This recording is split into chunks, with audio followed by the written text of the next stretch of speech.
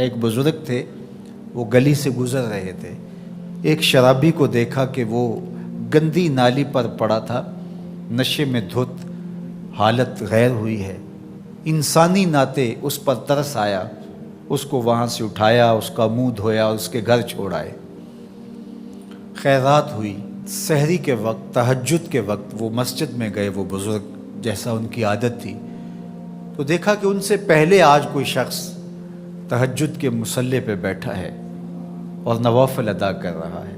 بڑی حیرت ہوئی، دیکھا تو یہ وہی شخص تھا جس کو آج دوپہر کو گندی نالی سے اٹھا کر کے اس کا منہ دھو کر کے ان کے گھر چھوڑ کے آئے تھے۔ تو حیرت سے کہا، بار الہا تیری قدرتوں کے رنگ، یہ آج ہی تو میں نے شراب خانے سے باہر گندی نالی پہ پڑا ہوا دیکھا۔ ہاتف سے آواز آئی، میرے بندے تو نے اس کا منہ دھو دیا تھا، میں نے اس کا دل دھو دیا۔ تو جب کوئی شخص اپنا منہ دھوتا ہے، اپنے ہاتھ دھوتا ہے، تو اللہ اس کے گناہ دھو ڈالتا ہے۔ تو یہ نصف الایمان ہے، یہ آدھا ایمان ہے۔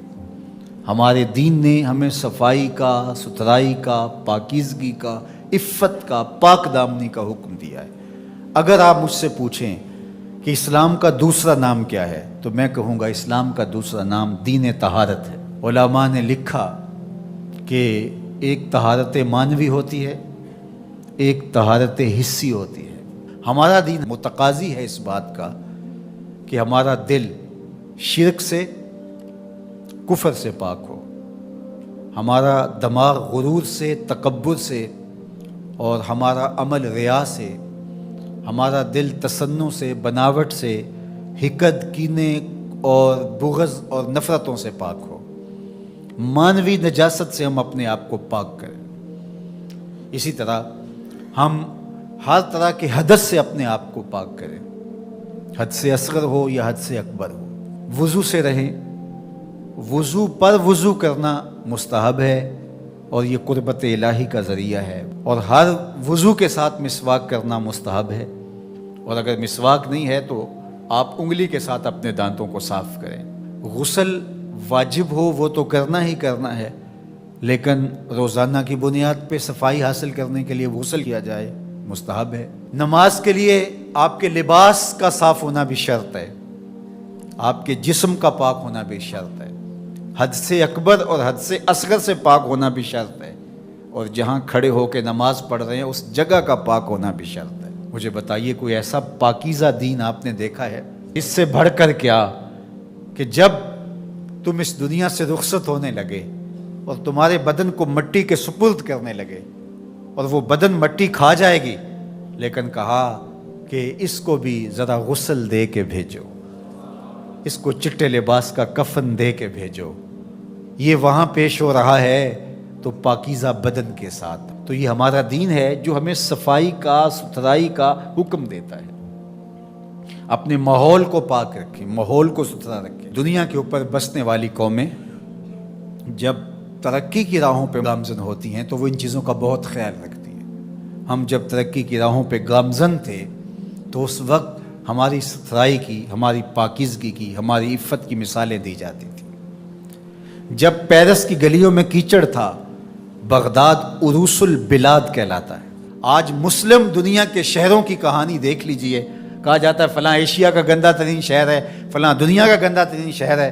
اپنے اطراف میں پھیلی ہوئی گندگیاں دیکھیے، گھر سے شاپر میں گندگی ڈال کر کے اپنے ہی گھر کے دروازے پہ پھینک کے ہم سمجھتے ہیں ہم نے گھر کی صفائی کر لی، وہی پھر پاؤں سے، گاڑی کے ٹائروں سے لگ کے پھر ہمارے اندر جا رہا ہوتا ہے۔ ہمارے دین نے تو ہمیں یہ کہا، اگر کوئی راستے میں گری پڑی چیز کو جو گزرنے والوں کے لیے رکاوٹ بنے، اس کو اٹھا کے ہم پھینک دیں تو یہ جنت کے راستے کی ضمانت بن جاتی ہے۔ اور ہم نے 8 فٹ کی گلی میں 3 فٹ کی تھڑی پکی ڈال دی، ہم نے جنریٹر باہر لگا دیا، ہم نے گھر کی موٹر باہر لگا دی۔ اگر ہمارے گھر کے پاس کوئی خالی پلاٹ موجود ہے تو وہ گندگی کا ڈھیر بن گیا ہے۔ گھروں کے اندر ہزاروں اخراجات ہیں لوگوں کے، 20، 25، 30 ہزار روپیہ ماہانہ خرچہ تو عام گھر کا ہے، لیکن جو عمرہ ہیں 2-2، 4-4 لاکھ روپے اب ان کا ماہانہ خرچہ ہے۔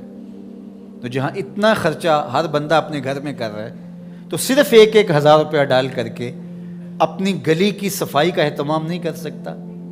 اپنے چھوٹے سے محلے کی صفائی کا اہتمام نہیں کر سکتا؟ اگر وہ کر لے تو 1,000 روپے اس کو بجلی کا بل بچ جائے، وہ جو روز دھوتا ہے اپنے گھر کو، اور یہی گندگی پاؤں سے لگ کے اندر جا رہی ہوتی ہے، اگر محلہ صاف ہوگا تو یہ نہیں جائے گی، اس کا اپنا فائدہ ہے، اس کا 1,000 روپیہ پھر بھی بچ جائے گا۔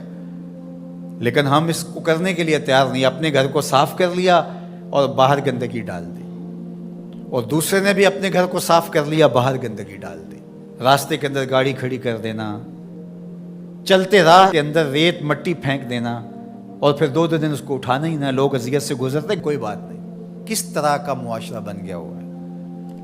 کس طرح بندہ گوارا کرتا ہے کہ اس نے سڑک پہ موٹر سائیکل کھڑی کی ہوئی ہے اور پیچھے ٹریفک رکی ہوئی ہے، اور وہ مزے سے جو ہے وہ اندر سے کلفی لے رہا ہے، کوئی اور چیز لے رہا ہے، اور لوگ ہارن بجا رہے ہیں، اور کہتا ہے بے جو تنو آگے لگی ہے، وہ کہتے ہیں جی اس نے بھی تو روکا ہوا تھا، مجھے کیا ہے؟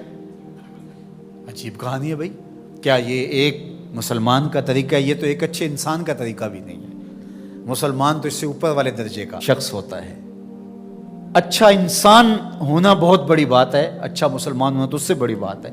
تو ہم سوچیں کہ جو ہمارے تیور، لچھن، طرز زندگی، انداز معاشرت ہے، وہ ایک اچھے مسلمان ہونے کی تو دور کی بات، اچھے انسان ہونے کی بھی نہیں ہے۔ تو ہمارا دین صفائی کا دین ہے، ہمارا دین پاکیزگی کا دین ہے، ماحول کی پاکیزگی سے لے کر ذات کی پاکیزگی تک، ظاہری پاکیزگی سے لے کے باطنی پاکیزگی تک، خیالوں کی پاکیزگی سے لے کے سوچوں کی پاکیزگی تک، طرز زندگی کی پاکیزگی سے لے کر انداز معاشرت کی پاکیزگی تک، ایک صالح، پاکیزہ، خوبصورت اور ستھرا معاشرہ تشکیل دینے کے لیے مجھے اور آپ کو کردار ادا کرنا چاہیے، اور ہمیں اپنے حصے کا کام کرنا چاہیے۔ چیزوں میں ترتب ہو، خوبصورتی ہو، نظم ہو، اور کسی کے لیے قذر کا، تکلیف کا، نقصان کا، پریشانی کا سبب اور ذریعہ نہ بنے۔